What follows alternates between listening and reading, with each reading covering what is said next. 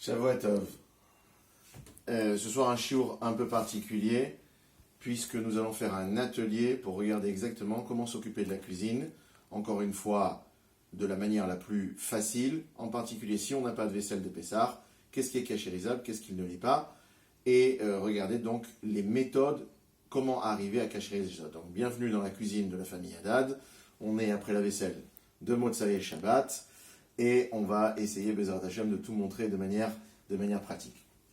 On va commencer avec une casserole donc qui est une casserole utilisée. Pour la cachériser, on va suivre le principe habituel de la hag'ala, c'est-à-dire de l'ébouillantage, et on va essayer donc de faire ça de manière correcte. Il faut que l'intérieur soit parfaitement propre, parfaitement lisse, l'intérieur. Concernant l'extérieur, tout ce qui peut s'enlever doit être enlevé. S'il reste des taches dues au feu ou aux graisses qui ont goudronné, ce n'est pas un problème.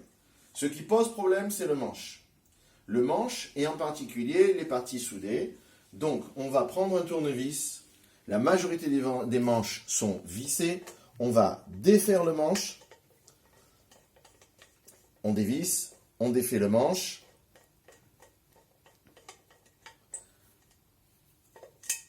Voilà.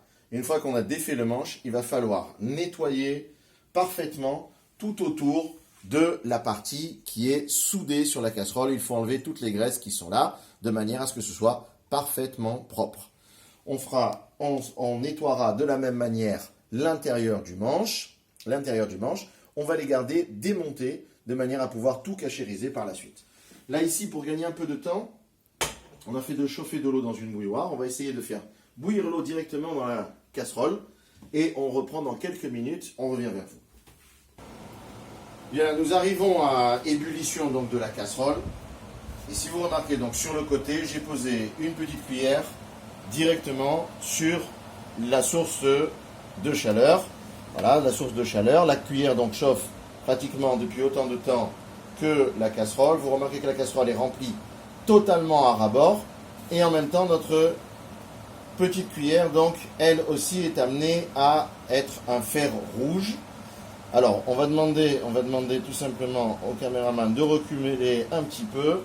Et moi-même, je vais prendre mes précautions. Je vais jeter la cuillère à l'intérieur. Et vous allez voir, il va se produire ce qui doit se produire. C'est-à-dire que, tout à coup, l'eau va déborder au-dessus des parois. Comme elle était déjà à ébullition, l'eau va déborder au-dessus des parois. C'est la hagala lorsqu'on ne peut pas tremper l'ustensile à l'intérieur d'une casserole plus grande. On vient de réaliser ici une hagala parfaite puisque ça vient de déborder entièrement.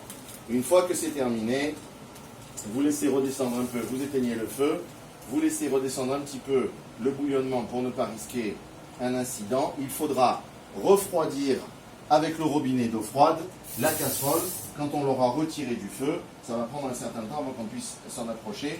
Regardez, ça continue à frémir à l'intérieur, en particulier à l'endroit où se trouve la petite cuillère qu'on a mis à l'intérieur du feu. Comme on l'a vu tout à l'heure, il y avait les parties que l'on a démontées, le petit lien en métal, ainsi que le manche en résine. Les deux seront plongés à l'intérieur de la casserole bouillante pour être cachérisés aussi avec la vis que je viens de perdre d'ailleurs en la faisant tomber, ce qui n'est pas grave. Donc on devra aussi cachériser l'intégralité pour ne pas avoir de problème par la suite.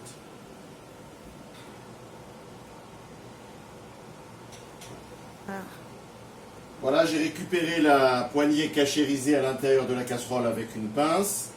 Je l'ai revissée sur la casserole et là je vais aller refroidir donc ma casserole sous le jet d'eau froide, ce qui permettra aussi de ne pas abîmer la plomberie. Et je refroidis ma casserole intérieurement, extérieurement. Et voilà, ma casserole est neuve et cachère des Pessah. Pour conclure cet épisode concernant la casserole, donc je reviens sur le principe. L'intérieur de la casserole doit être absolument propre, sans aucune trace de rouille, sans aucune trace d'aliment, sans aucune trace de gras. Mais à l'extérieur, ce qui peut être enlevé doit être fait au prix même du démontage. Ce qui ne peut pas être enlevé n'a pas de problème, il n'y a pas de problème, ça reste à l'extérieur. En tous les cas, pour les Sfaradim, il n'y a aucun souci là-dessus. Voilà, je vais maintenant aller sur d'autres sujets. Donc d'abord, on va aller rapidement donc, sur les éviers sur les éviers. On utilisera pour les éviers donc un nettoyage profond. On essayera autant que possible de verser un produit fort, type Javel, type Destop, etc., à l'intérieur des canalisations et des siphons pour les nettoyer en profondeur et pour abîmer si jamais se trouvait du Hametz.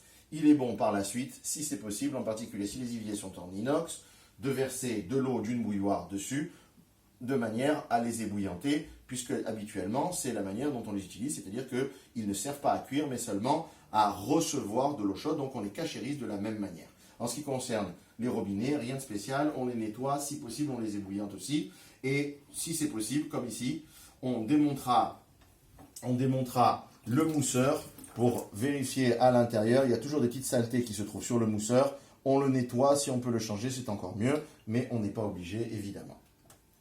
En ce qui concerne les ustensiles de cuisine, c'est-à-dire couteau, fourchette, pour tout ce qui est d'une seule pièce, on nettoiera parfaitement entre les dents des fourchettes, dans les cuillères, il n'y a pas de souci. On nettoiera les sillons pour vérifier qu'il ne reste rien d'incrusté à l'intérieur. Puis on les ébouillantera dans une grande casserole portée à ébullition. Là aussi, pas de souci. Et toujours le même principe, une fois qu'on les récupère à l'intérieur, on les repasse à l'eau froide pour que l'eau qui peut contenir du Hametz ne puisse pas les recontaminer par la suite.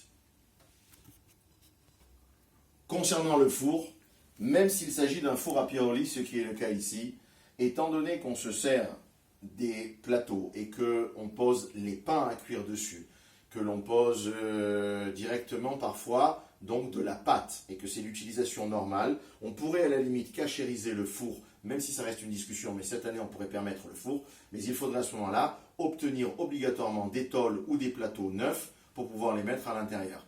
Il reste très difficile de le permettre. On pourrait peut-être permettre au maximum de cachériser, puisqu'on en a eu une discussion ce soir, une grille, après et par la suite la recouvrir entièrement d'aluminium épais pour que rien ne puisse rester en contact, mais c'est très difficile de le permettre et il vaut mieux s'abstenir de le faire. En ce qui concerne les tables de cuisine, a priori les tables de cuisine sont utilisées de nos jours uniquement avec des nappes. Donc il suffit d'enlever la nappe, de nettoyer la table et de la recouvrir avec une nappe. Il n'y a pas besoin de plus normalement. Si on veut vraiment aller à la khumra, de deux possibilités. Soit on décide, selon le matériau, de cachériser la table, ce qui est possible si la table... Alors ici, ça ne serait pas possible. Pourquoi? Parce que notre table est faite de carreaux de terre cuite, et donc ces carreaux de céramique ne pourraient pas être utilisés pendant Pessah, puisqu'on ne peut pas cachériser la céramique. Pour autant, si toute la table était faite de bois, on pourrait verser de l'eau chaude dessus pour cachériser la table, mais ce n'est absolument pas nécessaire à partir du moment où on va mettre une couverture par-dessus et que cette couverture ne bougera pas pendant tout Pessah.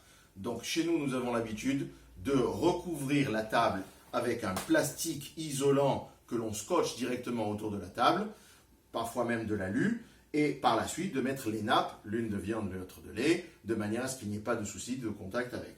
Concernant les réfrigérateurs, là, évidemment, il suffit d'un nettoyage approfondi, et à partir du moment où c'est nettoyé, il n'y a plus de souci non plus, et on n'a pas de problème.